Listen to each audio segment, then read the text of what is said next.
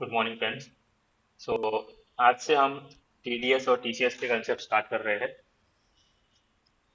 और हमने income tax को अभी फिलहाल के लिए पोस्टपोन किया है। Before proceed further in income tax हमें थोड़ा सा नॉलेज चाहिए, हमें थोड़ा सा टीडीएस और टीसीएस का नॉलेज चाहिए। सो हम सबसे पहले क्या करेंगे कि टीडीएस और टीसीएस के जितने भी कंसेप्ट है उनको पहले क्लियर करेंगे and then we will get back again on income tax. So income tax में हमने बहुत सारी चीज़ें अभी तक कैलकुलेशन वाला पार्ट सब कुछ कर लिया है। ओनली जो फाइलिंग पार्ट है या कुछ प्रोसीजरल पार्ट है वो अब पेंडिंग है और उसके लिए इम्पोर्टेंट है कि हमें टीडीएस और टीसीएस का नॉलेज होना चाहिए। ठीक है। सो आज से हमारा टीडीएस और टीसीएस का जो सब्जेक्ट है वो स्टार्ट हो रहा है। तो सबसे पहले हम कंसेप्ट देखते हैं कि कुछ बेसिक कंसेप्ट देखेंगे हम टीडीएस के रिलेटेड क्या क्या कंसेप्ट है इनकम टैक्स के अंदर ही। And TDS is also part of income tax. ठीक है। तो चलिए देखते हैं कि क्या क्या कंटेंट्स है आज के। आज देखेंगे कि टीडीएस क्या होता है, उसके कुछ बेसिक्स देखेंगे टीडीएस के। फिर टीडीएस किसको काटना जरूरी है and when it is deducted, who deduct TDS and when it is deducted, यानी कि कौन टीडीएस काटेगा और कब काटना है, यानी कि उसका टाइमिंग। देन टीडीएस काटने के बाद क्या करना है, यानी कि टीडीएस टीडीएस डिडक्शन के बाद उसका क्या नेक्स्ट फर्दर प्रोसेस क्या करना है। Then after deposit of TDS in government account, आपको गवर्नमेंट अकाउंट में डिपॉजिट करना है, उसके बाद क्या करना है। Action after filing quarterly return, फिर उसको बाद आपको क्वार्टरली रिटर्न फाइल करना है, उसके बाद क्या एक्शन लेने हैं वो सारी चीजें दिखेंगे। और साथ में ट्रांजेक्शन अट्रैक्टिंग टीडीएस डिडक्शन और कुछ लिस्ट देखेंगे कि कौन कौन सी ऐसे ट्रांजेक्शन है, लिस्ट ऑफ ट्रांजेक्शन जिसमें आपको टीडीएस काटने की जरूरत पड़ सकती है। और ये जो लास्ट वाला पॉइंट है ना, ये just it is just a summary कि कौन कौन सी लिस्ट है। फिर उस लिस्ट को हम डिटेल में देखेंगे इन डिफरेंट सेक्शंस। फिर अलग अलग सेक्शंस है, उन सभी सेक्शंस में कौन से कोई पर्टिकुलर किसी भी एक्सपेंस के ऊपर कब काटना है, कैसे काटना है टीडीएस, फिर उसको डिपॉजिट किस तरह से करना है। H and everything will be covered in different sections. So TDS के बहुत सारे सेक्शंस होंगे, उसके अंदर हम कवर करेंगे पूरा। ठीक है। सो स्टार्ट करते हैं बेसिक्स ऑफ टीडीएस से। ना टीडीएस का मतलब क्या होता है। TDS means tax deducted at source.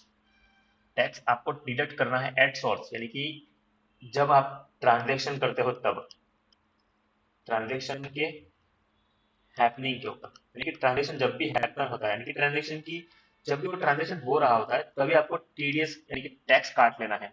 And what is the tax, that is the income tax. TDS is also part of income tax. ठीक है। सो जो भी टैक्स है वो आपको पहले से ही काटना है before processing for the payment, payment से पहले। Before you pay to the any other party, किसी को पार्टी को आपको पेमेंट करना है तो आपको कुछ ध्यान में रखना पड़ेगा कि जैसे कौन सा सेक्शन लगेगा, यानी कि कौन सा ट्रांजेक्शन है जिसके ऊपर कौन सा टीडीएस आपको डिडक्ट करना है। सो उसके हिसाब से फिर हम देखेंगे कि इतना टीडीएस डिडक्ट करना है और उतना परसेंटेज ऑफ टीडीएस हम डिडक्ट करेंगे और उसके बाद उसको पेमेंट करेंगे। टीडीएस डिडक्ट करने के बाद जो नेट पेमेंट करेंगे ना, उसके बाद हम नेट पे करेंगे उसको। जो भी उसका सपोज उसका 100 रुपीज का पेमेंट करना था एंड कोई ऐसा ट्रांजेक्शन है जिसके ऊपर 1% का टीडीएस एप्लीकेबल है। सो 1% का टीडीएस एप्लीकेबल यानी कि 1 रुपीज डिडक्ट करने के बाद 99 रुपीज हम उसको पे कर देंगे।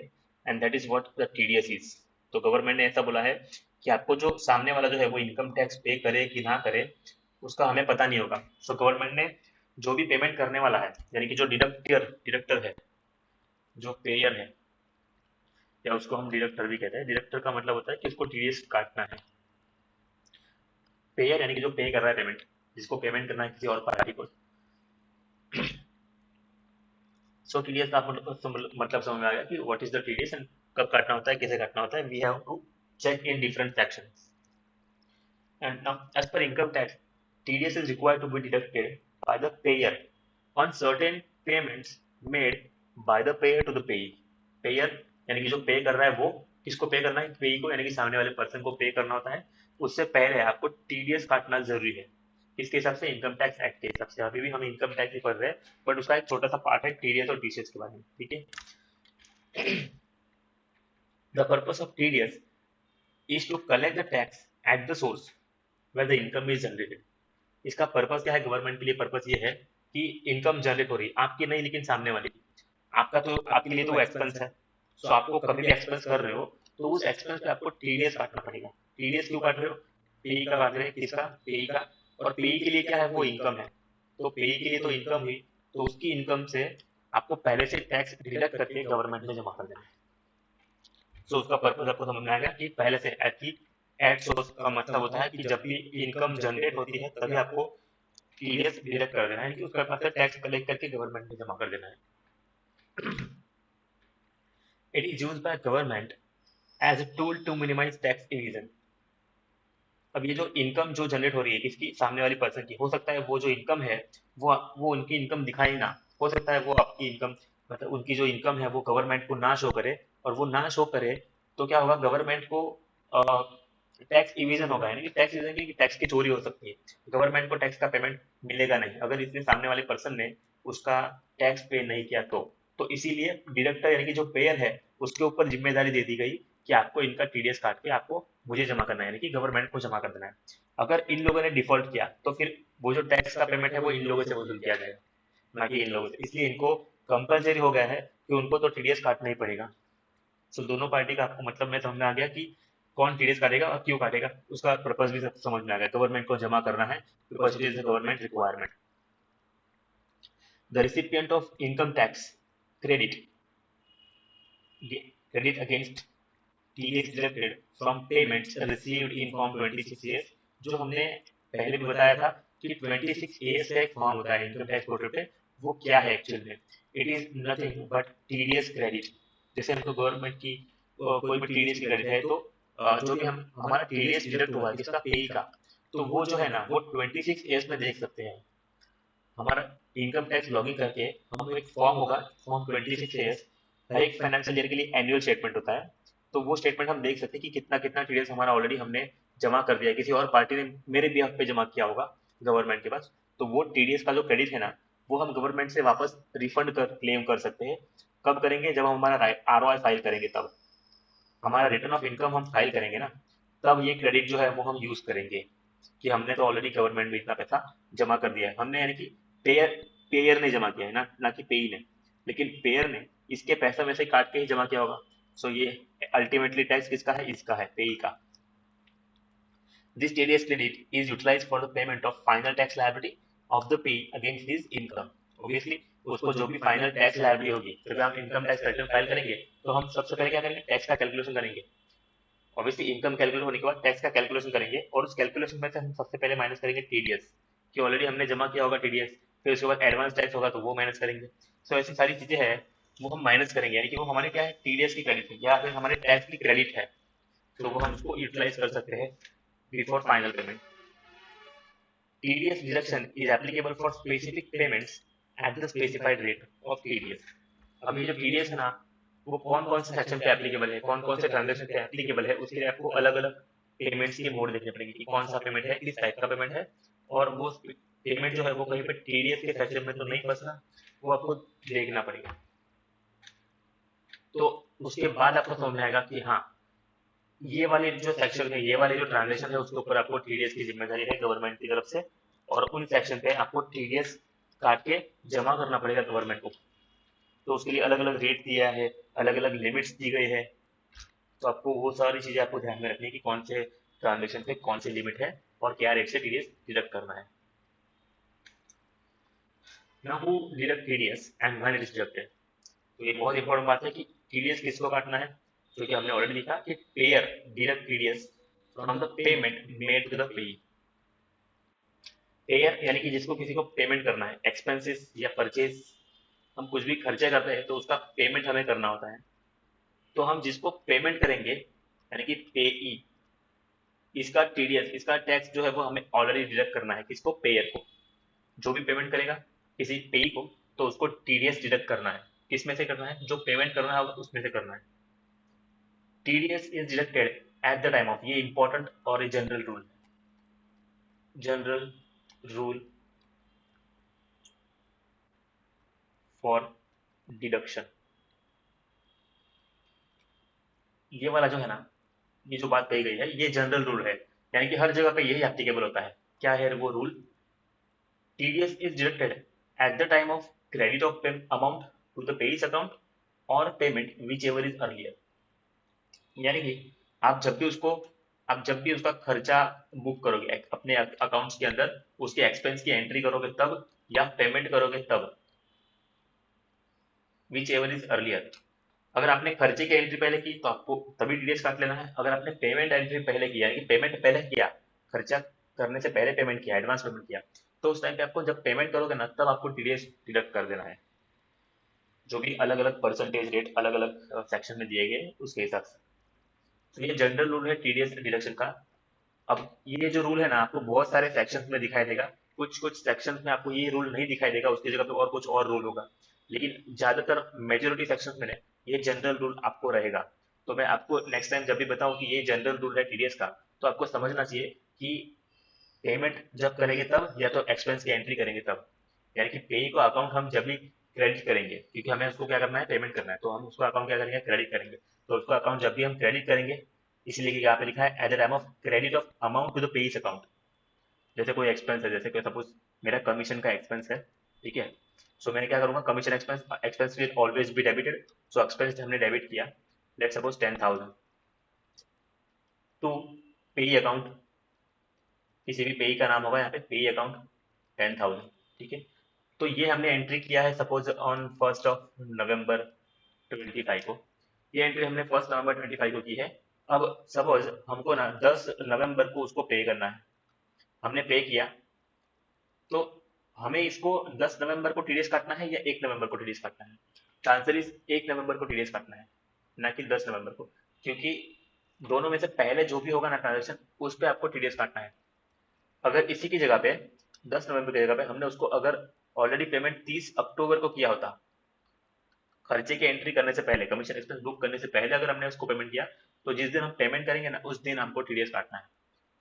सपोज इस ट्रांजेक्शन के ऊपर, कमीशन के ऊपर सपोज 5% का टीडीएस है, ठीक है, तो अगर वो 5% का टीडीएस है, तो उस केस में क्या होगा, इसके ऊपर 5% आपको कंप्यूट करना है कि 10,000 है, उसके ऊपर 5%, यानी कि ऑलमोस्ट रुपीज 500 रुपीज आपको डिडक्ट करना है, ठीक है, 500 रुपये आपको टीडीएस का काटना है, और वो जमा करना है गवर्नमेंट को, और बाकी का जो बचा हुआ 9,500 रुपये है ना, वो आपको पेई को देना है, यानी कि जो पे अकाउंट है उसको वापस से आपको 9,500 रुपये दे देने हैं, बाकी के 500 रुपये आपको गवर्नमेंट को देने हैं। मतलब आपका खर्चा तो टोटल 10,000 ही है, जिसमें से 9,500 किसको दिया, पे को दिया, जो कि उसका ही एक इनकम था, और बाकी का उसी का इनकम जो 500 रुपये है ना, वो भी आपने उसी को दिया है, लेकिन उसको नहीं, लेकिन गवर्नमेंट को दिया है, गवर्नमेंट को, और गवर्नमेंट से वो वापस कभी भी क्लेम कर सकता है, कौन, पे, एनी टाइम मतलब जब वो अपना आरओआई फाइल करेगा तब, उसका इनकम टैक्स रिटर्न जब वो फाइल करेगा, तब वो ये जो 500 रुपये है वो उनके पास से क्लेम कर लेगा, गवर्नमेंट के पास से, ठीक है। So this is the general rule for deduction of TDS. तो टीडीएस का पार्ट टाइम आपको समझ में आ गया, मेजरली सेक्शन में आपको ये रूल देखने को मिलेगा, ठीक है। अब टीडीएस काटने के बाद क्या करना है वो आपको समझ में आता होगा। टीडीएस तो हमने डिडक्ट कर लिया, जो 500 रुपये थे ना, वो हमने टीडीएस डिडक्ट कर लिए, चलो 10,000 में से वो हमने 500 रुपये टीडीएस डिडक्ट कर लिए। नाउ व्हाट आफ्टर दैट, क्या करना है उसके बाद, after deduction of TDS amount is deposited in government account within the time limit specified in the law। अब गवर्नमेंट ने ना इनको एक टाइम दिया है, टाइम लिमिट दी है, कि ये जो 500 रुपये आपने टीडीएस काटा है ना, या 500 रुपये आपको गवर्नमेंट को कब देना है, कब वापस आपको उनको जमा करना है, उनके अकाउंट में कब भेजना है। आपने तो डिडक्ट कर लिया, यानी कि उनको पैसा कम दिया, सपोज आपको 10,000 देना था, उस 10,000 में से आपने 9,500 रुपये दिए उसको, तो उसको 500 रुपये देने बाकी है ना, तो 500 रुपये उसे नहीं देने, उसको आपको गवर्नमेंट को देना है, ठीक है। ये जो 500 रुपये है ये आपको गवर्नमेंट को देने हैं। तो गवर्नमेंट ने ये भी बोला है कि आपको गवर्नमेंट को देने तो है, लेकिन कब तक देने हैं ना, वो टाइम लिमिट बताई है। उस टाइम लिमिट के अंदर अंदर आपको ये जो पैसा है ना वो गवर्नमेंट अकाउंट में जमा करना है, बाय फाइलिंग अ चलान। आपको एक चलान पेमेंट करना पड़ेगा, ठीक है। जब भी आपको कोई भी गवर्नमेंट का पेमेंट करना हो ना, तो आपको हमेशा चलान का पेमेंट करना होता है, बाय वे ऑफ चलान, यानी कि एक टाइप ऑफ स्टेटमेंट होता है जिसमें आपको लिखा गया कि टीडीएस कितना है, कौन टीडीएस कौन पे कर रहा है, कितने कौन से सेक्शन में आपने टीडीएस काटा है, कितना आपको टीडीएस जमा करना है, ये सारी चीजें उसके अंदर लिखी होगी, जनरल बातें, ठीक है। वो आपको मैं दिखाऊंगा कि किस तरह से होता है चलन। देन सपोज आपने डिपॉजिट भी कर दिया टीडीएस, ठीक है, आपने डिपॉजिट कर दिया टीडीएस, जो भी गवर्नमेंट ने उनका जो भी डेट बताया था उस डेट के अंदर आपने डिपॉजिट कर दिया, ठीक है। अब वो डिपॉजिट करने के बाद क्या करना है, एक बार आपने पे कर दिया टीडीएस, ठीक है, जब आप टीडीएस पे करते हो ना, तब वो तो सिर्फ आपने गवर्नमेंट को पे किया। अब गवर्नमेंट को कैसे पता चलेगा कि ये जो टीडीएस आपने 500 रुपये पे किया है ना, वो किस पार्टी का था? पार्टी नहीं पता चलेगी, आपने तो सिर्फ पेमेंट कर दिया 500 रुपये का, लेकिन गवर्नमेंट आपसे सवाल पूछेगी कि ये 500 रुपये है, वो किसका पेमेंट है।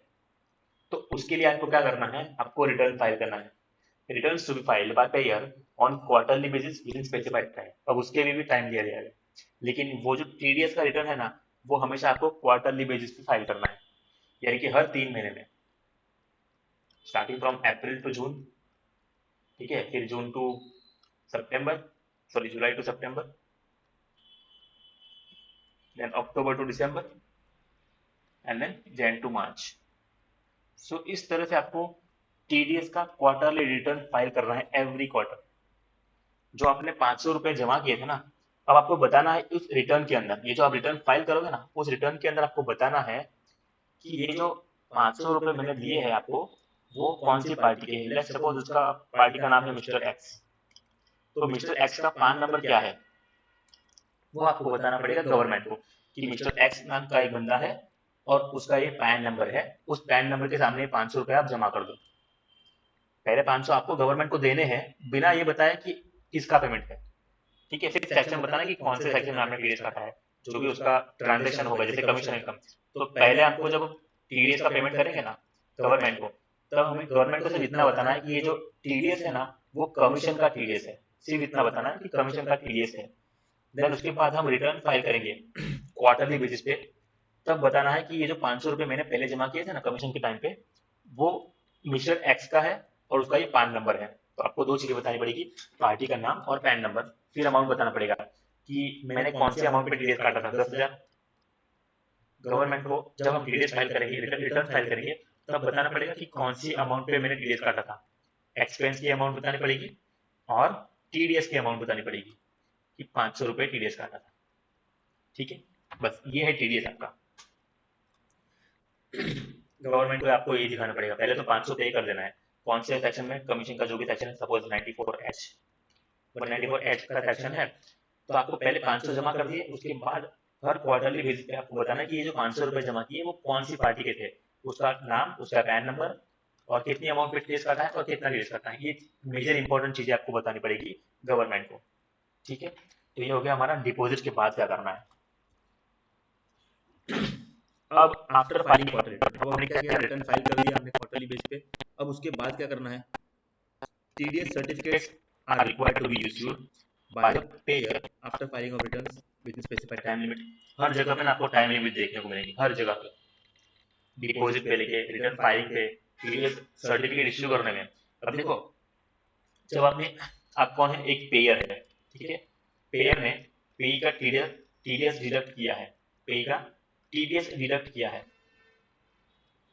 यानी कि डिडक्ट करने का मतलब हुआ कि उसको पैसा कम दिया है। आपको कितना पैसा देना था, 10,000 रुपये देने थे, आपने टीडीएस डिडक्ट किया 500 रुपये, और डिडक्टी को, यानी कि जो पेई है, उसको आपने 9,500 रुपये दिए।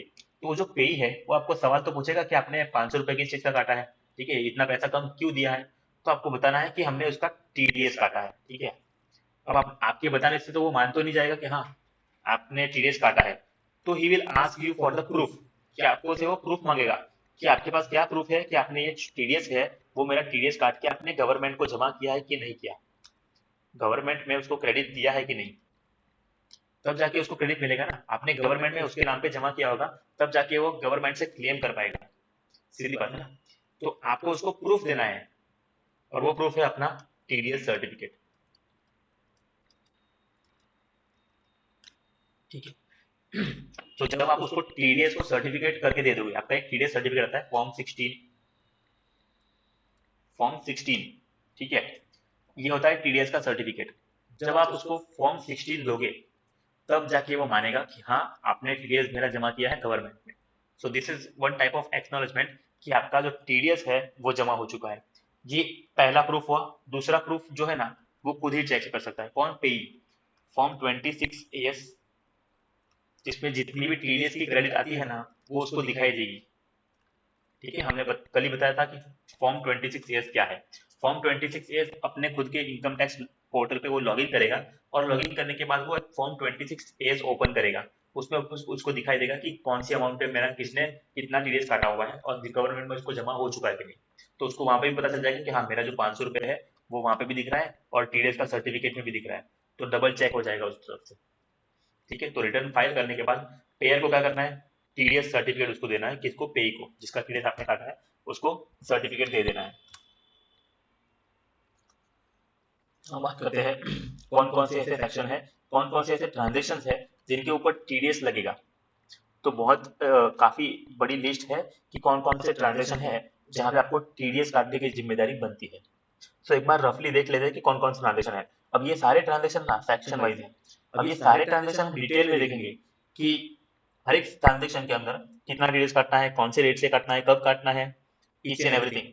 तो हर एक ट्रांजेक्शन को आपको डिटेल में देखना है, लेकिन उससे पहले आप लिस्ट देख लेते हैं कि कौन कौन से ट्रांजेक्शन है जहाँ पे आपको टीडीएस की जिम्मेदारी बनेगी। सबसे पहले है 192 TDS on salary, then 192A premature withdrawal from PPF, EPF, employ provident fund से आप प्रीमेच्योर विड्रॉल करते हो तब भी आपका टीडीएस कटेगा। इंटरेस्ट ऑन सिक्योरिटीज, इंटरेस्ट फिर देन डिविडेंड, 194 में डिविडेंड, 94A में interest other than interest on security है। इंटरेस्ट ऑन सिक्योरिटी तो 193 में आया, उसके अलावा का जो भी इंटरेस्ट है वो यहाँ पे आएगा।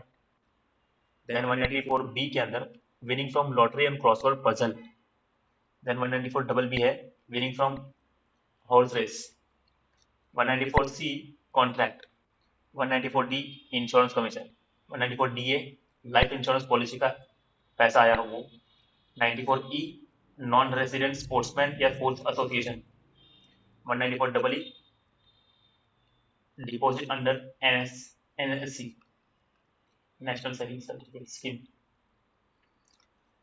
94F payment on account of repurchase of units by mutual funds और unit of trust of India, 94H TDS on commission of brokerage, 94I TDS on rent, 94IA TDS on transfer of immovable property। ठीक है, अब ना यहाँ पे आपको इतने सारे सेक्शन तो है, तो एक सेक्शन हर एक सेक्शन हम डिटेल में देखेंगे, लेकिन मैं सबसे पहले आपको बता दूं कि कौन कौन से इंपॉर्टेंट सेक्शन है जो आपको ध्यान में रखने हैं एज एन अकाउंटेंट, जो आपको जनरली देखने को मिलेंगे। तो वो भी आप अपने हिसाब से जो भी इंपॉर्टेंट में मार्क कर रहा हूँ ना, वो आपको लिखना है कि दिस आर द इंपॉर्टेंट। सारी पूरी की पूरी लिस्ट नहीं लिखोगे तो चलेगा, लेकिन जो इंपॉर्टेंट वाले हैं ना वो आपको लिखने पड़ेंगे। जिसमें है सबसे पहला इंपॉर्टेंट है सैलरी का, then interest 194A interest other than interest on securities के अलावा का इंटरेस्ट है वो, देन ये दोनों है लॉटरी और क्रॉसवर्ड पजल एंड हॉर्स वाला। देन 94C तो बहुत ही इंपॉर्टेंट है, वेरी वेरी इंपॉर्टेंट है। देन 94D, 94DA, 94H ये एक इंपॉर्टेंट है, 94I भी इंपॉर्टेंट है। तो पहले जो इतने सेक्शन है ना 16 में से 5-6 सेक्शन मैंने आपको इंपॉर्टेंट मार्क करके रखे, these are the important, ये आपको ध्यान से समझने पड़ेंगे। ठीक है, अभी तो मैं सिर्फ लिस्ट दिया है कि कौन कौन से ट्रांजेक्शन आएंगे टीडीएस के अंदर। अब उसके अंदर हम डिटेल में देखेंगे कि किस तरह से हमको टीडीएस काटना है, क्या लिमिट है, किस रेट से टीडीएस काटना है, एच एंड एवरीथिंग। लेकिन पहले इतने इंपॉर्टेंट है वो पहले आप मार्क कर लो कि these are the important sections.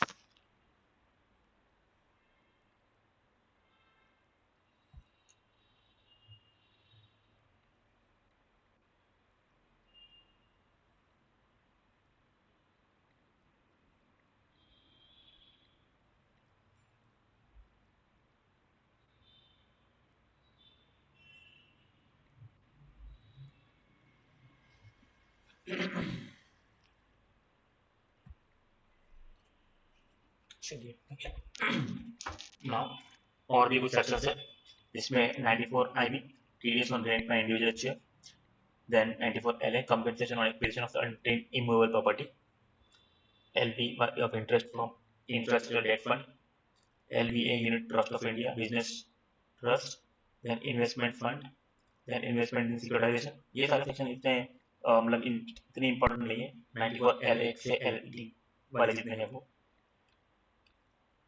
Then एक और इम्पोर्टेंट सेक्शन जो आपके लिए बहुत ही इम्पोर्टेंट है 94J TDS on fees for professional and technical service। Then one more, this one is also important, TDS on cash withdrawal। Cash अगर आपने limit से ज़्यादा विड्रॉ कर लिया बैंक में से तो उस पर भी टीडीएस कटेगा, बैंक वाले आपका टीडीएस काटेंगे। तो वो क्या लिमिट है, क्या रेट से टीडीएस काटेगा, वो सब आपको इस सेक्शन में देखने को मिलेगा, सेक्शन 194N कैश विड्रॉल के। देन एक और important section 194O e commerce operator के लिए है, फॉर सेल ऑफ गुड्स और provision of services specified by digital platform electronic facility, जैसे अमेजॉन, फ्लिपकार्ट, ये लोग जो है ना वो आपका टीडीएस काटेंगे सेक्शन 94O में। अमेजॉन, फ्लिपकार्ट, देखो ई कॉमर्स ऑपरेटर लिखा हुआ है, यानी कि वो लोग आपका टीडीएस काटेंगे अगर आप उनकी सर्विस यूज कर रहे हो, आप पोर्टल यूज कर रहे हो उनका for selling your goods and services. अगर आपका सेल्स अकाउंट है, सेलिंग अकाउंट है, सेलर अकाउंट अमेजॉन और फ्लिपकार्ट के ऊपर, यानी कि जितने भी ई कॉमर्स ऑपरेटर है उनके ऊपर, तो वो लोग टीडीएस काटेंगे आपका। Then again one more important section 194Q, TDS आपको काटना है on sum of purchase of goods. अगर आपने परचेज किया है गुड्स को, कोई भी गुड्स आपने परचेज किए तो उसके ऊपर आपको टीडीएस काटना है। 94Q, it is again one more important section. 195 में है TDS on payment of any other sum to non resident. Non resident को अगर हम कोई भी पेमेंट करते हैं तो उसके ऊपर टीडीएस काटना है 195 के अंदर। Then income from units, non resident हो गया, बस नॉन फाइनल का हायर एप्लीकेबल रेट है, ठीक है। सो इतने इंपॉर्टेंट सेक्शन है, दो यहाँ पे और दो तीन इंपॉर्टेंट सेक्शन बताए मैंने, ये भी इंपॉर्टेंट है 195। ज़्यादातर आपको देखने को नहीं मिलेगा but you can ask it as you can keep it as a important. So यहाँ पे भी तीन सेक्शन यहाँ पे बहुत इंपॉर्टेंट है, 94J, 94N एंड 195। सो इनको भी आप मार्क कर लो, इट इज अगेन थोड़ा इंपॉर्टेंट सेक्शन है। तो जनरली आपको यहाँ पे 34 सेक्शन देखने को मिल रहे हैं, उसमें से हार्डली 30 सेक्शन जो है वो सेक्शन टीडीएस के सेक्शन है, उसमें थोड़ा बहुत मिसलेनियस सेक्शन भी है, ठीक है। अब इसके अंदर ना इतने सारे खर्चे हैं, इतनी सारी लिस्ट है 34 की, उसमें से आपने मार्क किया होगा कम से कम 7 या 8 सेक्शन है जो बहुत ही ज्यादा मेजर इंपॉर्टेंट रोल प्ले करते हैं। 1 2 3 4 5 6, हाँ 6 और 3 9, हार्डली 8 या 9 सेक्शन ऐसे है जो बहुत ही ज्यादा इंपॉर्टेंट मार्किंग करते हैं। सो इतने अगर आपने सेक्शन याद रख लिए, इतने सेक्शन पे आपने अच्छे से डीलिंग कर लिया ना, तो आप अच्छे से अकाउंट हैंडल कर सकते हो। टीडीएस आपको पूरा अच्छे से समझ में आ जाएगा अगर आपने इतने सेक्शंस कवर कर लिए तो, ठीक है, क्लियर। चलिए next. Now a disallowance of expenditure for non deduction or non payment of TDS। देखो मैंने आपको बताया था ना कि आपको टीडीएस काटना कंपलसरी हो जाएगा अगर आपके ऊपर वो जिम्मेदारी गवर्नमेंट ने दी है तो, और एक बार कोई गवर्नमेंट ने कोई आपके ऊपर जिम्मेदारी दे दी, आपको रिस्पॉन्सिबिलिटी दे दी, तो आपको फिर वो काम करना ही पड़ेगा। और अगर आपने नहीं किया तो फिर आपको पता ही है कि कुछ पेनल्टी या इंटरेस्ट या कुछ ना कुछ डिसअलाउंस मिलेगा। तो यही चीज आपको यहाँ पे बताई गई है कि अगर आपने टीडीएस नहीं डिडक्ट किया या डिडक्ट करने के बाद आपको गवर्नमेंट को पेमेंट नहीं किया, उस टीडीएस को उसको पेमेंट तो यानी कि पेई से आपने पैसा कलेक्ट तो कर लिया, उसको पैसा कम दिया और गवर्नमेंट को पैसा भी नहीं दिया, तो उस केस में भी आपको ना डिसअलाउंस होगा, किसका, एक्सपेंडिचर का। पता है आपको, हम ना प्रॉफिट एंड लॉस के अंदर ना सारे एक्सपेंसेस क्लेम करते हैं, एक्सपेंसेस क्लेम करते हैं फ्रॉम सेल्स में से, यानी कि हमारी इनकम में से हम एक्सपेंसेस मैनेज करते हैं ना। तो गवर्नमेंट ये बोल रही है कि कोई ऐसा एक्सपेंडिचर है, कोई ऐसा खर्चा है, जैसे सपोज कमीशन का खर्चा है, कमीशन के खर्चे पे आपको टीडीएस काटना था और वो टीडीएस आपने नहीं काटा या काट के जमा जमा नहीं किया गवर्नमेंट को, ठीक है, तो वो जो खर्चा है ना वो आपको क्लेम करने को मिलेगा ही नहीं। अगर क्लेम करने को नहीं मिलेगा तो आपकी इनकम बढ़ जाएगी। सपोज आपका 100 रुपीज का सेल था जिसमें 30 रुपीज का कमीशन था और आपने नेट प्रॉफिट दिखाया 70 का, लेकिन ये जो 30 रुपीज है ना इसके ऊपर आपने टीडीएस नहीं काटा, नो टीडीएस डिडक्टेड। ये 30 रुपीज के ऊपर आपने टीडीएस काटा ही नहीं, तो ये जो है ना 30 रुपीज वो आपको क्लेम करने को नहीं मिलेंगे, आपको ये 30 रुपीज क्लेम करने को नहीं मिलेंगे। अगर ये 30 रुपीज आप यहाँ पे क्लेम नहीं कर पाओगे तो ये जाएगा 0 और ये यहाँ पे हो जाएगा 100, तो फिर आपको टैक्स किसके ऊपर पे करना पड़ेगा, 100 के ऊपर, यानी कि अल्टीमेटली 30 रुपए के ऊपर भी आपको टैक्स आपको ही पे करना है। सीधी बात ये होगी, ठीक है। चलिए देखते हैं क्या कह रहे हैं section.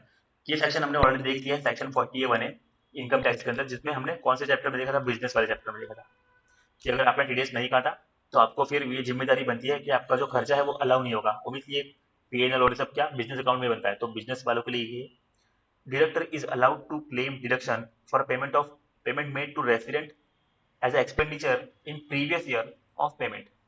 If TDS is deducted during the previous year and the same is paid or on or before due date specified, ये आपकी ROE फाइलिंग डेट है, फाइलिंग डेट, ड्यू डेट कहते हैं, ड्यू डेट के अंदर आपने रिटर्न उसको deposit नहीं किया TDS का, तो फिर आपको क्लेम करने को नहीं मिलेगा। अगर आपने किया है तो क्लेम कर सकते हैं। In case of non deduction और non payment of tax deducted at source from the certain payments made to resident, उसमें से 30% of the expenditure on which TDS was deductible is disallowed। यानी कि आप ये कह रहे हैं कि 30 रुपीज जो है ना, ये 30 रुपीज आपने TDS नहीं काटा तो उसका 30% आपको नहीं मिलेगा। इसका 30% कितना होता है 9 रुपीज। ये जो 9 रुपीज है ना वो आपको क्लेम करने को नहीं मिलेंगे। तो आपने यहाँ पे कितना बताया था 70 रुपीज बताया था ना, तो उसमें 9 रुपीज ऐड करके आपको 79 के ऊपर आपको टैक्स पे करना पड़ेगा। फिर पहले कितना पे करना था 70 के ऊपर, ठीक है।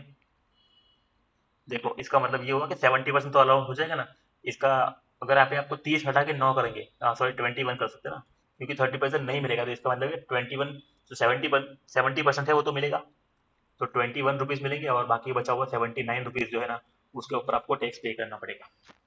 तो सीधा मतलब ये है कि जितना भी आपने TDS काटना था वो नहीं काटा, तो उस एक्सपेंडिचर का 30% एक्सपेंडिचर है ना वो आपको डिस अलाउ हो जाएगा। डिस अलाउ यानी कि वो खर्चा आपको क्लेम करने को नहीं मिलेगा। कितना 30%, फ्लैट 30% आपको नहीं मिलेगा। लेकिन अगर आपने रिटर्न फाइलिंग से पहले पहले ये एक्सपेंडिचर पे TDS काट के जमा कर दिया तो मिल जाएगा। और सपोज आपने पिछले साल में नहीं काटा था, सपोज ये 24-25 की बात है, 24-25 में ये TDS आपने नहीं काटा और रिटर्न फाइलिंग की ड्यू डेट जा चुकी है, उसके बाद आप उस खर्चे को काट के जमा करते हो ना, तो ये 24-25 में तो डिसअलाउ हो जाएगा इसका 30%। कितना था वो 30 रुपीज का 30% जो है वो 9 रुपए जो है ना वो आपकी इनकम में ऐड कर दिए जाएंगे। कौन सी इनकम में 24-25 की। लेकिन जब आप 25-26 में आपने उसको पेमेंट कर दिया ना, तो 25-26 में से वापस माइनस कर देंगे। यानी कि जब आप पेमेंट कर दोगे फाइनली तब आपको वो अलाउ हो जाएगा, जो पहले डिसअलाउ हुआ था वो अब अलाउ हो जाएगा क्योंकि आपने पेमेंट कर दिया इस वजह से। क्लियर। चलिए एक एग्जांपल देखते हैं। Tax to be deducted under section 194J at that 10% ऑन ₹50,000। 50,000 रुपए का आपको TDS डिडक्ट करना था 10% के हिसाब से। किसके 5 लाख रुपए है एट द रेट 10%, यानी कि 50,000 का TDS आपको काटना था। किसी सेक्शन में कौन सा है 94J, यानी कि प्रोफेशनल्स के लिए है। तो 5 लाख का आपने खर्चा किया, उसके ऊपर 10% TDS काटना था and actually deducted and paid 25,000। देखो आपने कितना 5 लाख के ऊपर 10% होता है 50,000 रुपए। आपको बोला था कि 50,000 रुपए आपको TDS डिडक्ट करके गवर्नमेंट में जमा करना है। आपने कितना किया, आपने सिर्फ 25 ही किया, तो ये तो आपने डिफॉल्ट किया है। कितना डिफॉल्ट किया है 50% डिफॉल्ट किया है, ठीक है। आपका खर्चा टोटल खर्चा था 5 लाख रुपए का, उसका 30%, तो 5 लाख का 30%। लेकिन आपको आपने कुछ ना कुछ पोर्शन तो जमा किया है ना, 25 तो जमा किया 50 में से, तो मतलब उसका भी और 50% करेंगे। उसका 50% करेंगे तो वो हो जाएगा कुछ 5 का 13 75,000। यस 75,000 जो है ना वो आपका हो जाएगा डिसअलाउ। उस पूरे 5 लाख के खर्चे में से 75,000 का जो खर्चा है ना वो आपको नहीं मिलेगा। मतलब आपको कितना मिलेगा अलाउ खर्चा, अलाउड एक्सपेंसेस कितना होगा 4,25,000 will be allowed and 75 will be disallowed. Clear है, समझ में आया कैसे किया हमने। हमने बोला था कि 30% जो खर्चा है वो नहीं मिलेगा, किसका पूरे खर्चे का। लेकिन वो कब होगा जब आपने बिल्कुल भी पेमेंट नहीं किया तब।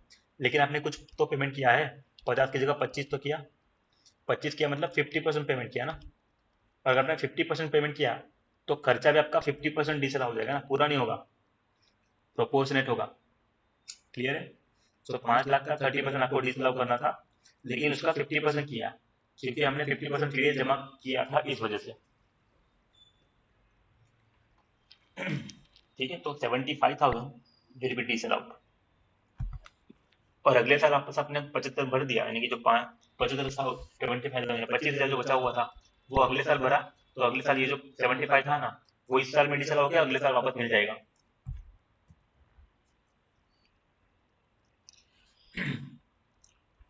Now, whether TDS higher rate applicable for certain non-filers। अब ये नॉन फाइलर्स का मतलब होता है कि जिन्होंने अपना इनकम टैक्स का रिटर्न फाइल ही नहीं किया। जो लोग अपना इनकम टैक्स का रिटर्न फाइल नहीं करते उनके लिए कुछ लिमिट दी गई है। लिमिट यानी कि कुछ टीडीएस का हायर रेट लगेगा। हायर रेट अब किस तरह से लगेगा वो हम देखते हैं। एक सेक्शन है 206 ए बी, वो डील करता है टीडीएस के साथ हायर रेट। हायर रेट यानी कि आपका जो टीडीएस का परसेंटेज है ना वो हाई हो जाएगा अगर आपने अपने इनकम टैक्स रिटर्न फाइल नहीं किया तो। कितना होगा? At twice the rate specified in the relevant provision of the act, या ट्वाइस द रेट और रेटिंग फोर्स, और at the rate of 5% whichever is higher.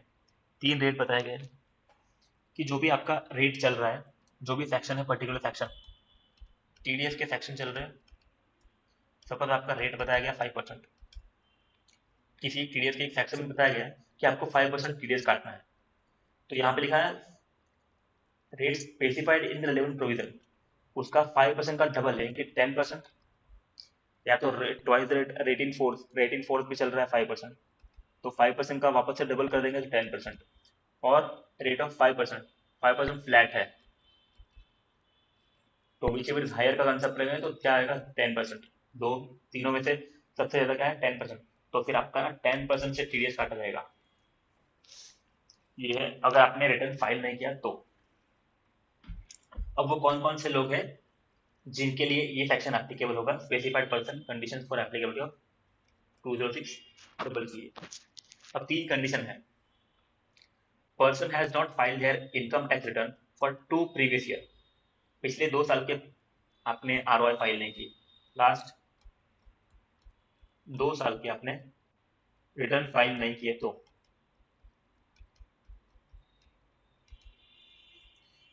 पहली कंडीशन ये है कि आपने 2 साल के आरओआई फाइल नहीं किए, पिछले 2 साल के, ठीक है। दूसरी कंडीशन ये है time limit for filing such return of income is has expired. आपको पता है एक ड्यू डेट का सेक्शन हमने देखा था, आपकी जो ड्यू डेट है ना वो खत्म हो चुकी है, 2 साल की आपकी ड्यू डेट खत्म हो चुकी है, आपने 2 साल तक रिटर्न फाइल नहीं किए और उसकी ड्यू डेट भी एक्सपायर हो गई। पता था 31 जुलाई, अब ये 16 सितंबर हुआ था, तो ड्यू डेट अगर आपकी एक्सपायर हो गई है तो उस केस में भी दूसरी कंडीशन ये है कि वो भी आपको फिर वही होगा, हायर रेट लगेगा। And aggregate of tax deducted and collected source in each of these 2 financial year is 50,000 और मोर, यानी कि जो टीडीएस का अमाउंट है ना वो भी 50,000 से ऊपर होना चाहिए हर फाइनेंशियल ईयर में, तो फिर आपका टीडीएस जो है वो हाई अमाउंट से कटेगा। अगर ये वाली जो कंडीशन है 50,000 की, अगर वो सेटिस्फाई नहीं हुए ना तो फिर आपका जो हायर रेट है ना वो नहीं लगेगा, जो नॉर्मल रेट है वही लगेगा, यानी कि 5% वाला नॉर्मल रेट लगेगा, जो भी टीडीएस का सेक्शन है उसी में लगेगा। यानी कि तीनों कंडीशन साथ में सेटिस्फाई होनी चाहिए। या तो आपने रिटर्न फाइल नहीं किए 2 साल के, और रिटर्न फाइलिंग की डेट एक्सपायर हो गई है, और टीडीएस का जो अमाउंट है, टीडीएस एफिशिएंसी का अमाउंट है वो 50,000 या उससे ज्यादा है, तो आपको फिर हायर रेट का इंटरेस्ट, हायर रेट का टीडीएस काटा जाएगा, अदरवाइज नहीं काटेंगे आपका। ठीक है,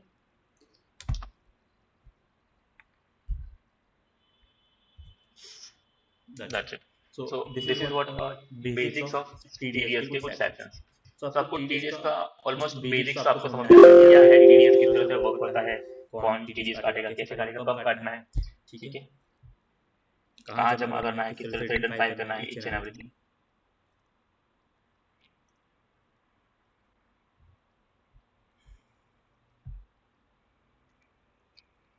नाउ इस सेक्शन, इस पूरे चैप्टर में किसी को कुछ डाउट है तो यू कैन आस्क।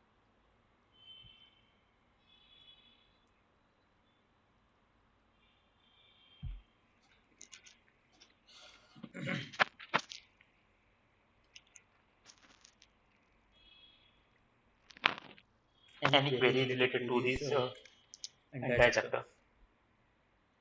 टीडीएस का एक हमने सिर्फ बेसिक्स कवर किया अभी, जिसके अंदर हमने टीडीएस के बेसिक्स के बारे में जाना, टीडीएस क्या है, कब काटना है, कौन टीडीएस काटेगा, कब काटना है, टीडीएस डिडक्शन के बाद क्या करना है, उसको डिपॉजिट करना है गवर्नमेंट में, और डिपॉजिट करने के बाद क्या करना है, उसका रिटर्न फाइल करना है। रिटर्न फाइल क्वार्टरली बेस पे करना है, और रिटर्न फाइल करने के बाद क्या करना है, टीडीएस सर्टिफिकेट देना है।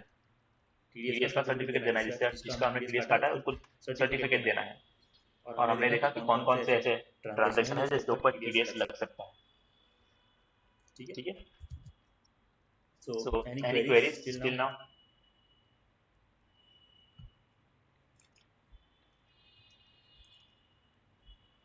Come on guys यार, थोड़ा सा तो क्वेरीज आपकी तरफ से आनी चाहिए। मैं एक्सपेक्ट कर रहा था कि कुछ तो क्वेरी आएगी, बिकॉज अगर आपकी कोई क्वेरी नहीं है इसका मतलब आपको सब कुछ समझ में आ गया। अगर आपको सब कुछ समझ में आ गया है तो फिर ओके है, अदरवाइज आपकी जो भी क्वेरी है, जो भी डाउट है ना, यू कैन आस्क इमीडिएटली। हाँ, बाद में किसी को याद नहीं आएगा कि क्या क्या क्वेरी था या क्या था। सो क्वेरीज ना आपकी तरफ से आनी चाहिए।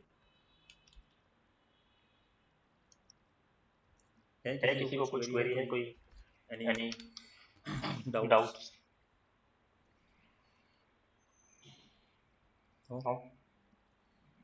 चलिए।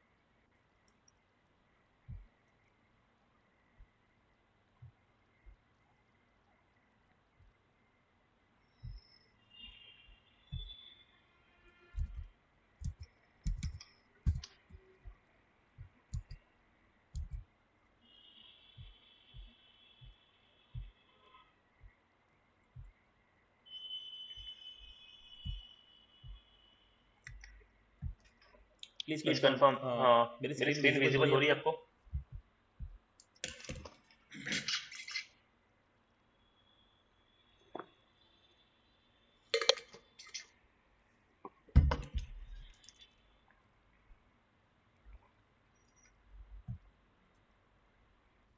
Okay thank.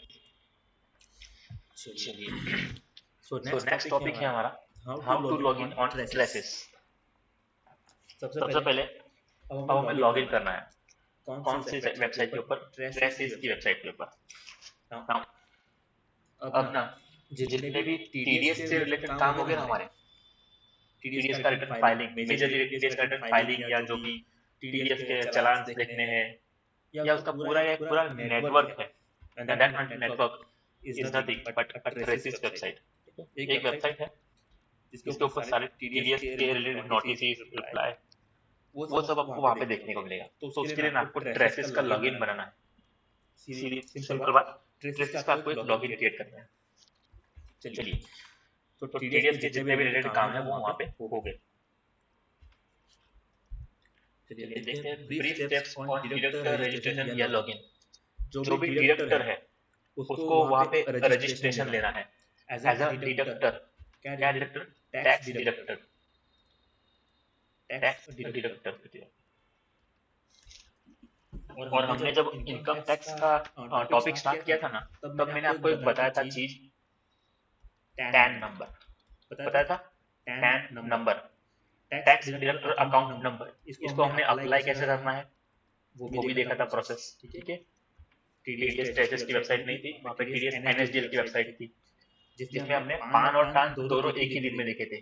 टैन कैसे अप्लाई करना है और टैन कैसे अप्लाई करना है। ठीक है, तो टैन नंबर क्यों अप्लाई करना होता है?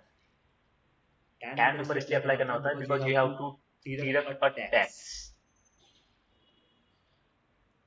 टैक्स आपको डिडक्ट करना है या कलेक्ट करना है, टीडीएस और टीसीएस दोनों के लिए आपको टैन नंबर होना जरूरी है। जब आपके पास टैन नंबर होगा ना, तो ही आप किसी का टैक्स डिडक्ट कर पाओगे, अदरवाइज नहीं कर पाओगे। सो हमेशा टैक्स डिडक्ट करने के लिए आपको सबसे पहले अप्लाई करना है टैन के लिए। सबसे पहले आपको अप्लाई करना है टैन नंबर के लिए। आपको एक बार टैन नंबर अलोकेट हो जाता है, उसके बाद ही आप टीडीएस डिडक्ट कर सकते हो, उससे पहले आप टीडीएस डिडक्ट नहीं कर सकते। ठीक है। देन देखते हैं steps for creating traces login along with screenshot.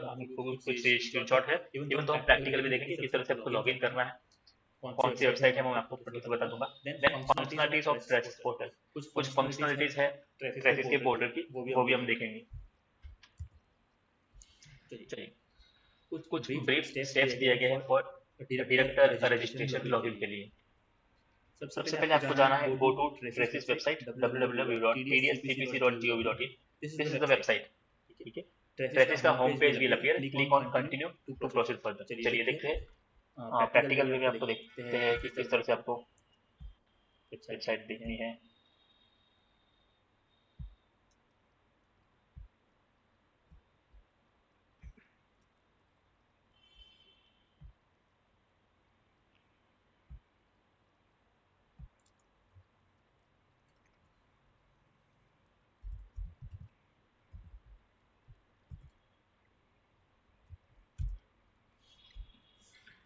देखिए, ये आ गया ट्रेसिस पोर्टल। अब यहाँ पे ट्रेसिस पोर्टल में लिखोगे गूगल क्रोम पे, तो आपको वो ट्रेसिस का पोर्टल आपको दिखाई देगा।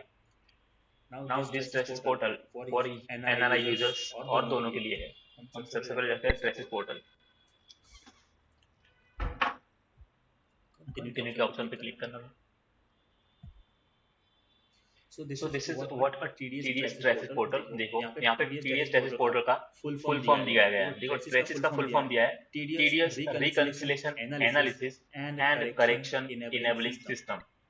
यानी कि TDS कितना जमा किया, कब कब जमा किया, गवर्नमेंट को किसका TDS जमा हुआ है, कौन सी पार्टी का है, उन सब का एनालिसिस और रिकंसिलिएशन होता है यहाँ पे। यानी कि वो जो मैंने बताया था पहले कि आपको 500 रुपए अपने गवर्नमेंट में जमा कर दिए, तो 500 रुपए किसके हैं ये सब पता करना, उसका एनालिसिस करना, उसका करेक्शन फाइल करना, ये सारी चीजें यहाँ पे होगी ट्रेसिस के पोर्टल के ऊपर। ठीक है, तो देखो यहाँ पे एक दो तीन टैब दिए, home, deductor, tax payer and PO. यहाँ पे लॉगिन का ऑप्शन दिया है। लॉगिन अगर आप ऑलरेडी है तो देखो deductor, tax payer and PO. PO is nothing but वो असेसिंग ऑफिसर के लिए, यानी कि जो टीडीएस का ऑफिसर होता है, जैसे जीएसटी ऑफिसर होते हैं वैसे इनकम टैक्स के ऑफिसर होते हैं, उनके लिए है।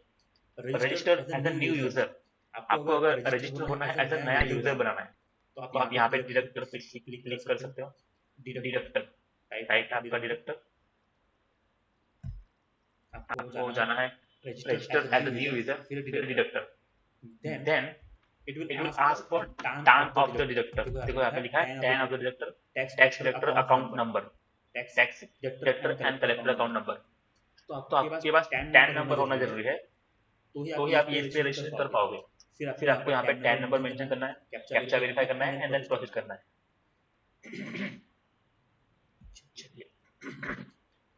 स्टेप 1 ये है register as a new user, select category as a deductor, then click on proceed. Provide TAN number in the respective allocated tab followed by verification code to proceed further. Then KYC validation यानी कि financial year select करना है, form का type select करना है। Now ना form type क्या होगा वो मैं आपको बताता हूँ। फॉर्म टाइप जो है ना, दैट विल बी 24Q होगा या 26Q होगा, ये दो तीन सेक्शन, दो तीन फॉर्म है। इसमें से 24Q जो है ना, वो है सैलरी डिडक्शन के लिए, और उसके अलावा जितने भी सेक्शन है ना, हमने देखे थे सेक्शन की लिस्ट, जिसमें सबसे पहले देखा था सैलरी। तो सैलरी के लिए 24Q है और अदर देन सैलरी के लिए 26Q है। और भी छोटे बहुत दो तीन सेक्शन है और भी दो तीन फॉर्म है, but they are not as relevant as ये दोनों जैसे ज्यादा रिलेवेंट और कोई नहीं। ठीक है, सो 24Q और 26Q आपको फॉर्म टाइप सेलेक्ट करना है, क्वार्टर सेलेक्ट करना है कि कौन से क्वार्टर के लिए आपको रजिस्ट्रेशन करना है, कौन से क्वार्टर से आपका यूज करना है, for which KYC is required to be auto populated. Then enter token number of first TDS return file. अगर आपने पहला रिटर्न टीडीएस रिटर्न फाइल करना है, और ये जो टीडीएस रिटर्न फाइल है ना, वो आप इनकम टैक्स की वेबसाइट पे जाके कर सकते हो। पहला टीडीएस का रिटर्न जो है या कोई भी टीडीएस का रिटर्न जो है ना, वो आप इनकम टैक्स की वेबसाइट जो हमने देखी थी, इनकम टैक्स हमने लॉगिन किया था, वैसे हमें लॉगिन करना है। लेकिन एक बात ये है कि हर बार में हमने इनकम टैक्स पे पैन से लॉगिन किया था ना, इस बार हमें टैन से लॉगिन करना है। इनसे 10 नंबर से, because now we are TDS deductor not the taxpayer. Tax payer यानी कि जो टैक्स का पेमेंट करते हैं तो उसके लिए 10 नंबर चाहिए, लेकिन टीडीएस का पेमेंट करना है तो उसके लिए 10 नंबर चाहिए। तो उसको आपको 10 नंबर से लॉग इन करना है। तो हो सकता है किसी एक पार्टी के पास पान भी है और 10 भी है, तो पान का लॉगिन करोगे ना तो आप अपना इनकम टैक्स का रिटर्न फाइल कर सकते हो। लेकिन अगर आपने 10 नंबर से लॉगिन किया है ना तो फिर आप टीडीएस का रिटर्न फाइल कर सकते हो, टीडीएस का पेमेंट भी कर सकते हो। चालान पेमेंट जो है ना वो भी 10 नंबर लॉगिन से ही होगा। तो एक ही वेबसाइट पे आपको दो अलग अलग अकाउंट हो सकते हैं, एक पैन अकाउंट और एक टैन अकाउंट। ठीक है, चलिए मैं आपको दिखा देता हूँ कि टैन से लॉगिन कैसे करना है, वो भी इनकम टैक्स की वेबसाइट पे।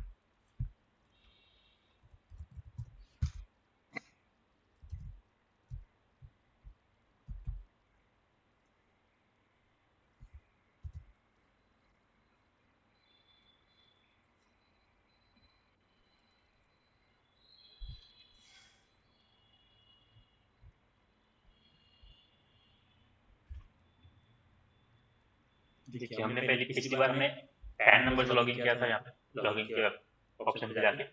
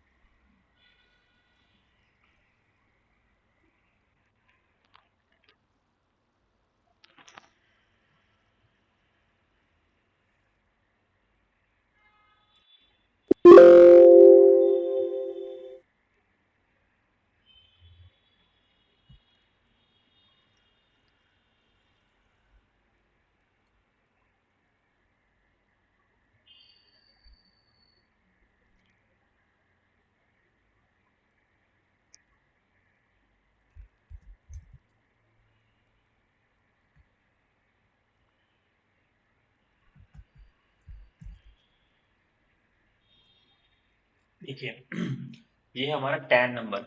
ठीक है, और मैंने टैन नंबर में बताया था कि टैन नंबर किस तरह से होता है। जो पहले के 3 डिजिट जो होते हैं वो बताते हैं आपका सिटी कोड कि आप कौन सी सिटी से है। SRT स्टैंड फॉर सूरत। सो ये जो पार्टी है वो सूरत से है एंड इसका इसलिए इसका नंबर जो है वो SRT से स्टार्ट हो रहा है। ठीक है, चलिए कंटिन्यू करते हैं।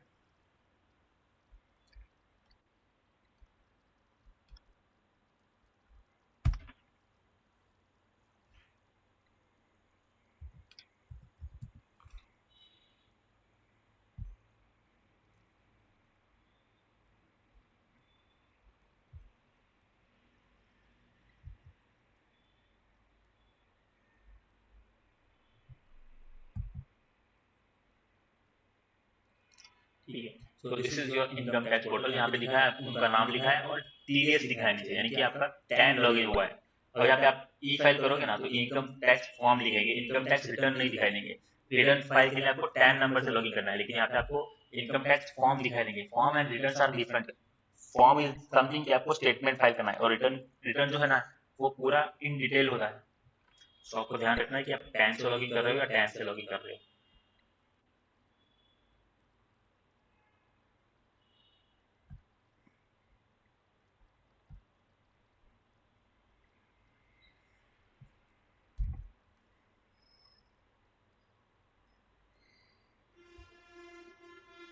देखिए ये अलग अलग टाइप के फॉर्म्स है। 15C, 15CD, 15GH, 26AS। देखिए 26AS यहाँ पे आप देख सकते हो।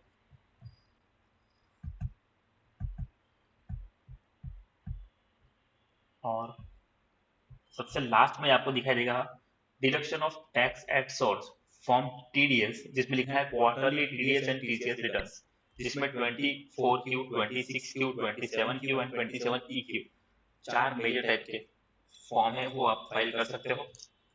ठीक है, लेकिन ये फाइलिंग जो है ना वो सबसे लास्ट प्रोसेस होगा आपका। सबसे लास्ट में हम फाइलिंग करेंगे। ये तो मैंने आपको सब सिर्फ लुकअप के लिए दिखाया कि किस तरह से हमारा डैशबोर्ड दिखाई देगा, क्या कहाँ से जाके आपको किस तरह से काम करना है, कौन सा पोर्टल पे आपको लॉगिन करना है। देखो अगर आपको टीडीएस का पेमेंट करना है तो आप ई फाइल पे जाके ई पे टैक्स का ऑप्शन सिलेक्ट कर सकते हो। ई पे टैक्स में आके आपको यहाँ पे नया पेमेंट देखना है, देखो नया पेमेंट का ऑप्शन है, यहाँ से आप नए पेमेंट कर सकते हो। पुराने पेमेंट आपको फाइंड आउट करना है तो आपको पुराने पेमेंट यहाँ पे आपको दिखाई देंगे। जनरेटेड चालान्स, सेव चालान, देखो जनरेटेड चालान्स में हमारे पिछला जो भी कोई जनरेट किया होगा चालान वो होगा। पेमेंट हिस्ट्री आप यहाँ से चेक कर सकते हो कि आपने कितने कितने टीडीएस का पेमेंट किया है। देखिए ये सारे टीडीएस के पेमेंट है जो हमने लास्ट टाइम किए थे। जब आपने टीडीएस का पेमेंट यहाँ पे पेमेंट करोगे, ये जितनी भी अमाउंट है वो गवर्नमेंट के अकाउंट में डिपॉजिट हुए किसी पार्टी के पास से कलेक्ट करने के बाद। ठीक है, तो इस तरह से आपका टीडीएस का टैन लॉगिन होगा।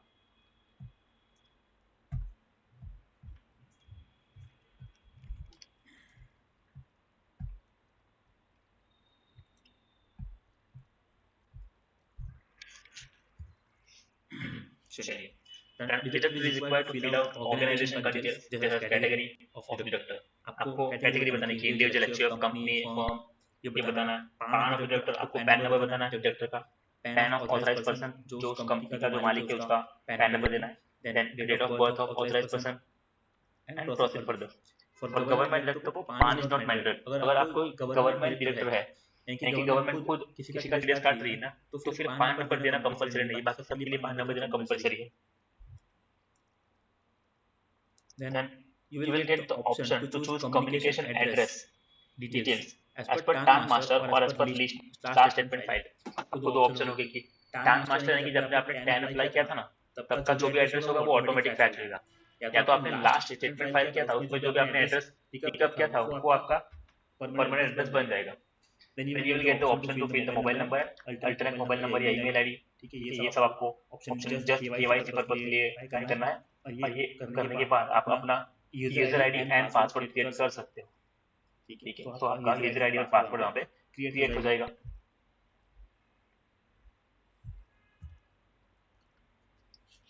कंफर्मेशन स्क्रीन होगा जिसके ऊपर deductor can edit the details if required और else confirm the same for successful registration के लिए। After completion of all above steps, director will receive activation link followed by activation code। अब ये सारी process हो गई, उसके बाद में आएगा आपको ईमेल चेक करना है। ईमेल चेक करना है फॉर एक्टिवेशन कोड के लिए। वहाँ पे ना ईमेल के ऊपर आपको एक एक्टिवेशन कोड होगा और एक एक्टिवेशन लिंक होगी। लिंक पे क्लिक करना है एंड वो कोड जो भी आया है उस लिंक के पॉपअप के अंदर वो आपको कोड ऐड करना है और वो अगले 48 आवर्स में रजिस्ट्रेशन हो जाएगा। Director needs to activate the account within 48 hours. जब आपने अप्लाई किया ना वहां से लेके 48 आवर्स के अंदर आपको वो लिंक पे क्लिक करना ही पड़ेगा, अदरवाइज वो लिंक एक्सपायर हो जाएगा। और एक बार लिंक एक्सपायर हो गया तो फिर आपको फिर से ये जो पूरा 505 स्टेप है ना वो वापस से फॉलो करने पड़ेंगे। देन आफ्टर सक्सेसफुल लॉगिन और एक्टिवेशन कोड अकाउंट हो गया, उसके बाद यूजर जो है वो अपना ट्रेसिस में लॉगिन कर पाएगा। इस तरह से होता है कुछ। ये आपको कुछ स्क्रीनशॉट मैंने बताया है, तो वहां से आपको किस तरह से अप्लाई करना है ये दिखाया गया है। Register as a new user director के टाइप में हमने देखा था। देन उसका यहाँ पे टैन नंबर मेंशन करना है, कैप्चा मेंशन करके प्रोजेक्ट करना है। देन एक फॉर्म टाइप आएगा, देखो यहाँ पे लिखा 26Q, ये अदर देन सैलरी के लिए, सैलरी के लिए 24Q है। फाइनेंशियल ईयर सिलेक्ट करना है, क्वार्टर सिलेक्ट करना है, और जो भी लास्ट क्वार्टर का आपने टीएस का स्टेटमेंट फाइल किया होगा। और ये जो हमें सबसे पहली बार अगर हमें ट्रैसिस पे लॉगिन करना है तो उसके लिए ना सबसे पहला जो रिटर्न होना टीडीएस का एक रिटर्न फाइल होना जरूरी है। एटलीस्ट एक रिटर्न, पहला रिटर्न। जब आपने टैन नंबर लिया तब से लेके आपने जितना भी टीडीएस काटे हैं ना पहले क्वार्टर के लिए, टीडीएस रजिस्ट्रेशन से लेके पहले क्वार्टर के लिए जितने भी टीडीएस हमने काटे हैं उन सबका आपको पेमेंट करना है गवर्नमेंट को, और उसके बाद अपना रिटर्न पहला रिटर्न फाइल करना है। पहला रिटर्न फाइल करने के बाद ही आप ट्रैसिस पे लॉगिन कर पाओगे, उससे पहले नहीं कर पाओगे। तो इसलिए यहाँ पे लिखा है टोकन नंबर या प्रोविजनल रिसिप्ट नंबर। यहाँ पे आपने जो पहला रिटर्न फाइल किया होगा उसका रिसिप्ट नंबर होगा, वो आपको ऐड करना है। देन बहुत सारी चीजें मांगेगी, जिसमें सबसे पहले है जो आपने पहला रिटर्न फाइल किया था उसका बैंक और बीएसआर कोड। जिस बैंक से आपने पेमेंट किया था गवर्नमेंट को, उस बैंक का कोड होगा BSR कोड। ये अलग अलग बैंक का अलग अलग BSR कोड होगा। देन किस दिन आपने अपना डेट बताना पड़ेगा कि किस दिन आपने डिपॉजिट किया था, टैक्स कब गवर्नमेंट को कब पे किया था। देन उसका चालान नंबर, सीरियल नंबर होगा। चालान नंबर यानी कि कौन से चालान से कौन सा चालान का नंबर आपने यूज किया था, जो कि 5 डिजिट का चालान नंबर होता है। वो चालान नंबर यहाँ पे मेंशन करना पड़ेगा। एंड चालान का अमाउंट, जो चालान आपने पे किया था वो कितने रुपए का था, how much the amount was. Suppose आपने 500 रुपए का जो पेमेंट किया था वो 500 रुपए, तो आपको यहाँ पे लिखना पड़ेगा। देन CD रिकॉर्ड नंबर, ये जो CD रिकॉर्ड नंबर है ना, इस चालान के अंदर कितनी पार्टी इन्वॉल्व थी। देखो मैंने पहले बताया था कि 500 रुपए आपने किसी एक पार्टी का TDS काटा है, वो आपको गवर्नमेंट में जमा करना है। सपोज आपने गवर्नमेंट में जमा कर दिया एक चालान नंबर से, तो ये जो 500 रुपए है इसमें कितनी पार्टी इन्वॉल्व है वो बताना है। अगर एक पार्टी है तो आपको एक लिखना है, दो पार्टी है तो दो लिखना है, जितनी पार्टी है इतनी पार्टी यहाँ पे लिखना पड़ेगा। देन आपको पार्ट 2 में आपको एंटर करना है unique PAN amount combination for challan. अब ये जो 500 रुपए आपने पे किए, इसमें से ना कौन कौन सी पार्टी इसमें इन्वॉल्व थी, उसमें से मिनिमम 3 पार्टी का आपको यहाँ पे चालान नंबर मेंशन करना है। पान नंबर मेंशन करना है, मिनिमम 3 पान नंबर मेंशन करने हैं। कितने? मिनिमम 3 पान मिनिमम मेंशन करने हैं। आपके पास अगर पान, ये जो 500 रुपए है इसमें एक ही पार्टी है तो आप सिर्फ एक सिलेक्ट करो। लेकिन अगर इसमें 5 पार्टी है तो आपको मिनिमम 3 बतानी पड़ेगी। अगर 2 है तो 2, और 3 है तो तीनों 3 बतानी पड़ेगी। और अगर 10 है 15 है जो भी है, तो उसमें से मिनिमम 3 पार्टी का आपको पान नंबर यहाँ पे देना पड़ेगा, पैन स्टेटमेंट, और उनका कितना अमाउंट डिपॉजिट किया वो बताना पड़ेगा। कौन सा? ये वाला अमाउंट। अगर एक पार्टी का 500 है तो 1 और 500 ऐसा बताना पड़ेगा। अगर दो पार्टी का है तो दो में से पहली पार्टी का सपोज 300 है, दूसरी का 200 है, ऐसा बताना पड़ेगा। और अगर 3 पार्टी है तो पहली का सपोज 100 है, दूसरी का 200 है, तीसरी का भी 200 है, तो इस तरह से आपको बताना पड़ेगा कि 500 रुपए में कितने हैं। जो भी है एटलीस्ट मिनिमम 3 बताने पड़ेंगे, और अगर 3 से कम है तो जो जितने हैं उतने बताने पड़ेंगे। तो यहाँ पे आपको लिस्ट बतानी है, 3 मिनिमम पान नंबर देने हैं, एंड देन प्रोसीड करना है। और कुछ डिटेल है, जैसे आपको कैटेगरी का डायरेक्टर की कैटेगरी बतानी पड़ेगी। यहाँ पे एक ड्रॉप डाउन दिया गया है, यहाँ पे आपको इंडिविजुअल है, HUF है, कंपनी है, फर्म है, आपका स्टेटस क्या है वो बताना पड़ेगा। देन पैन नंबर बताना पड़ेगा आपका पैन नंबर बताना है, ठीक है, डायरेक्टर का। Then PAN of authorise person, अगर कोई कंपनी है तो कंपनी का पैन नंबर यहाँ पे आएगा, और कंपनी के डायरेक्टर का जो ऑथराइज पर्सन है उसका पैन नंबर आएगा। Then date of birth, authorise person का date of birth. Then category of authorise person, designation कि वो मैनेजिंग डायरेक्टर है या मैनेजर है या डायरेक्टर है ओनली, वो बताना पड़ेगा उसका डेजिग्नेशन क्या है। एंड अगर वो जो एम्प्लॉय है, या अगर वो एम्प्लॉय है, जो ऑथराइज पर्सन है ना वो एम्प्लॉय है या नहीं वो बताना पड़ेगा। अगर एम्प्लॉय है तो हाँ पे करना है, ना है तो ना पे टिक करना है। देन अगर आपके पास दो ऑप्शन आते हैं, मैंने बताया था कि आपको जो दो ऑप्शन आएंगे, लास्ट स्टेटमेंट जो आपने TDS का स्टेटमेंट फाइल किया था उसका सेम एड्रेस लेना है, या टाइम मास्टर में आपका एड्रेस है वो लेना है। तो दोनों में से कोई भी एक आप टिक कर सकते हो। वो आपका एड्रेस जो है वहाँ पे ऑटो पेज हो जाएगा। एड्रेस ऑटो पेज के लिए, ठीक है। देन इसमें भी कम्युनिकेशन डिटेल्स में भी मोबाइल नंबर और ईमेल आईडी क्या टाइम मास्टर में से लेना है या लास्ट स्टेटमेंट फाइल के उससे से लेना है, तो आप यहाँ पे देख सकते हो, ऑटो पेज हो जाएगा। आपको यहाँ पे एक मिनट क्लिक करना पड़ेगा। तो उसके बाद आपका यूजर आईडी आपको यहाँ पे मेंशन करना है। फिर आपको ना चेक करना है अवेलेबल है कि नहीं। जो भी आप यूजर आईडी बनाओ वो भी आपको खुद ही बनाना है, और वो आपको चेक करना है कि ये अवेलेबल है भी या नहीं। तो आप ना मल्टीपल अपना नाम से ना करो तो बेटर रहेगा। पर्सनल सजेशन ये रहेगा कि आपका जो टैन नंबर है ना वही आप यहाँ पे मेंशन कर दो, और टैन नंबर सबका अलग अलग होता है, तो आपको आराम से अवेलेबिलिटी मिल जाएगी। ठीक है, ये जस्ट फॉर इन्फॉर्मेशन है कि आपका यूजर आईडी जो है ना यूनिक होना चाहिए, और tan number is also unique, तो आप अपना टैन नंबर यहाँ पे लिख सकते हो। देन पासवर्ड तो आप अपना कोई भी सिलेक्ट कर सकते हो। You have to create a password and then create account. ये कंफर्मेशन होगा कि आपको कंफर्म करना है कि सारे चीजें जो आपने लिखी है वो सब कुछ आपको एक बार कंफर्म करना है। देन एडिट करना है। अगर आपको लगता है कि कहीं गलती है तो आप एडिट कर सकते हो। आपको लगता है कि सब कुछ सही है, यू कैन कंफर्म। और कंफर्म होने के बाद इस तरह से एक मैसेज आएगा कि रजिस्ट्रेशन रिक्वेस्ट सक्सेसफुली सबमिट हो चुकी है।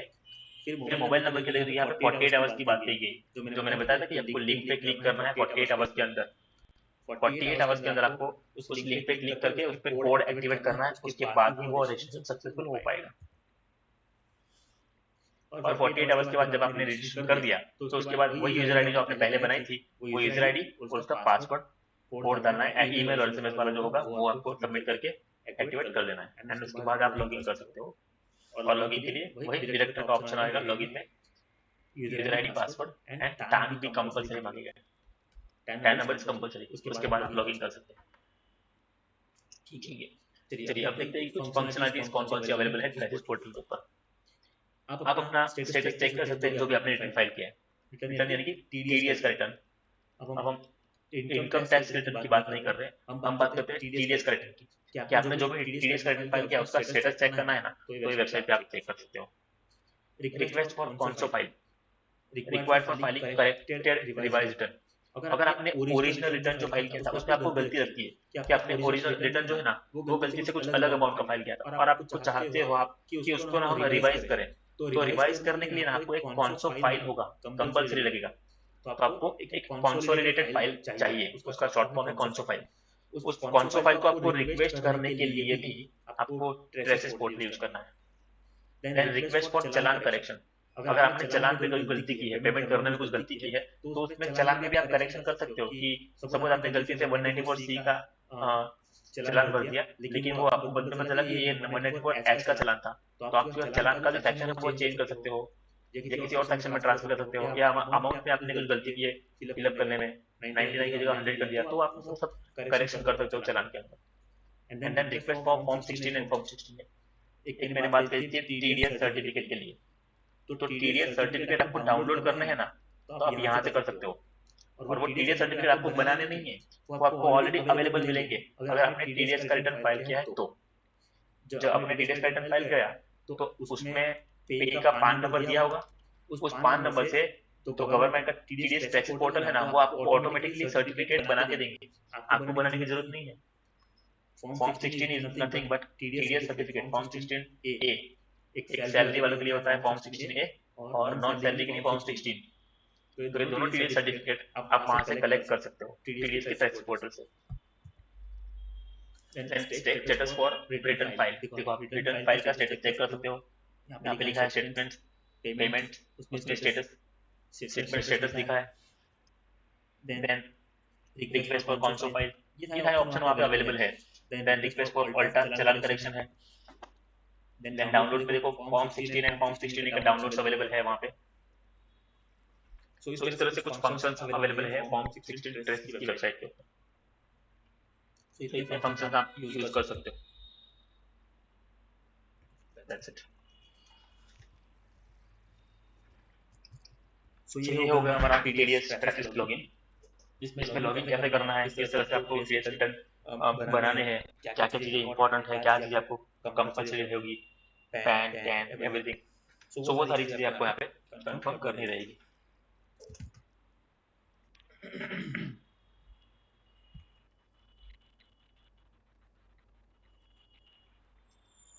ठीक है,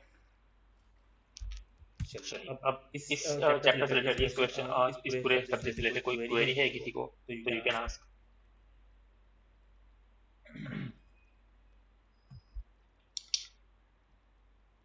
Anyone having any doubts or queries, you can ask.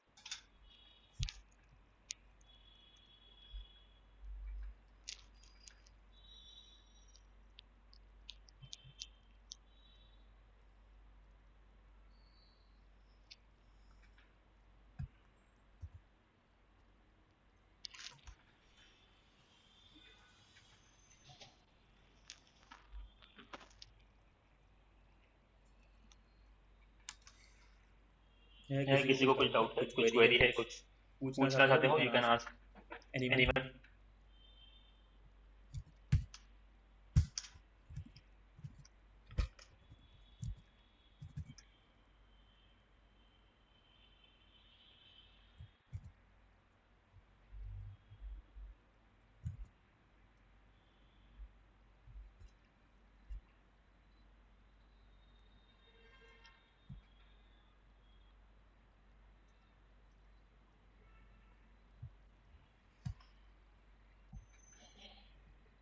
No.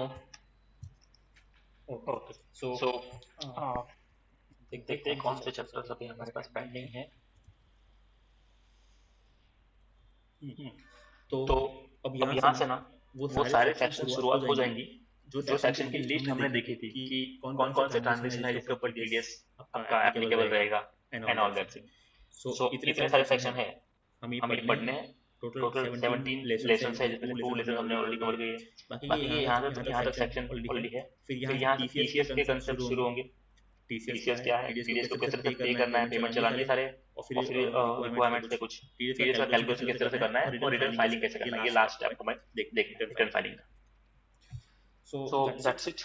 सो तो आज के आज लिए के लिए इतना ही। इतना ही। बाकी के बाकी जो के जो सेक्शन है सेक्शन वो है हम वो हम कल से कल से स्टार्ट स्टार्ट करेंगे, करेंगे, यानी कि यानी कि मंडे से मंडे से स्टार्ट स्टार्ट करेंगे। करेंगे। फ्रॉम फ्रॉम 94 ए 94 से ए से लेके लेके जितने जितने भी भी सेक्शन सेक्शन है है 90, 90, 92, 92, 94, 94, Q, Q, everything will everything be will be there. there.